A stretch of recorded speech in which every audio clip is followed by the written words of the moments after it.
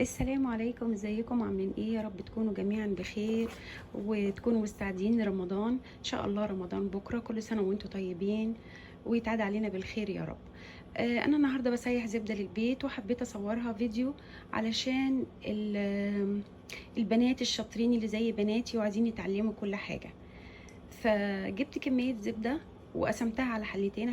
فانا جبت كميه امبارح وقلت اسيحها عشان طول شهر رمضان اسحب منها، وعشان حلويات رمضان وكحك العيد والحاجات دي. طبعا انتوا عارفين، كل سنه وانتم طيبين. اول حاجه طبعا جبنا الحلل وحطيناها على البوتاجاز، لازم تكون نظيفه جدا، مفيش اي ريحه فيها علشان الزبده ما تلقطش الريحه اللي في الحلل. وفككناها وهي دي منظر الزبده بتاعتنا وده النوع اللي انا بستعمله في تشالنج على طول. انا بحب النوع دوت. وطبعا هتفك على البوتاجاز ان شاء الله، وبعد ما تفك هقول لكم هتعملوا ايه في الخطوه الجايه. اي يا جماعه، رجعنا تاني للزبده وشايفينها وهي بتقلب دلوقتي ازاي. يعني كل الزبده اللي فيها ساحت خلاص وبتقلب دلوقتي، شايفين؟ وشايفين يعني الكميه اللي انا حطيتها في الحله يا دوبك علشان خاطر ما تبهدلش البوتاجاز وكده. ودي برده هي بتقلب، بس لسه عايزه تقلب شويه. هنعمل ايه بقى دلوقتي؟ هنوطي عليها خالص خالص خالص، يعني اكتر درجه في التوطيه عندك في البوتاجاز، وهتسيبيها. ومش هتروحي بقى تيجي جايه رايحه جايه عليها تقلبيها من تحت كده لفوق، لا، هتقلبيها بس من فوق كده كده اهو. شايفين التقليب هتبقى عامله ازاي؟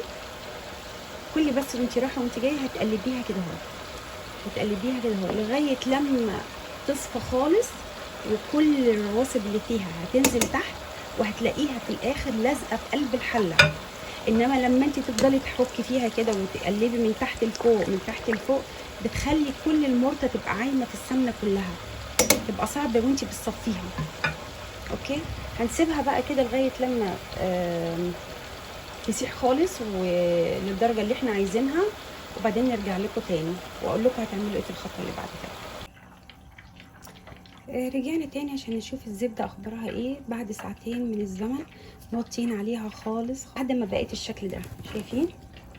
شايفين بقت عاملة ازاي؟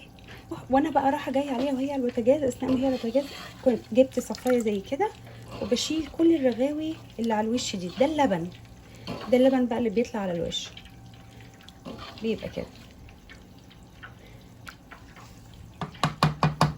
شوفوا بقى من تحت، شايفين اللي تحت دي كلها المرطة. المرطة كلها رقدت تحت في القاع بتاع الحلة. واما تبرد بقى هوريكم لما انزلها البرطمانات هتبقى صافية ازاي وما فيهاش اي شيء من المرطة ولا اي حاجة.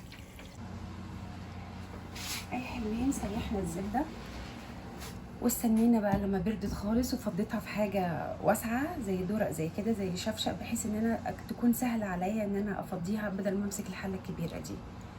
فشايفين رايقه ازاي، ما فيهاش اي حاجه. نعبيها في برطمانات واغطيها واشيلها. طبعا الكميه ديت ممكن تعمل عندي برطمان تاني بس اصغر من كده، ونسحب منها بقى طول شهر رمضان، وممكن تكفينا بعد شهر رمضان.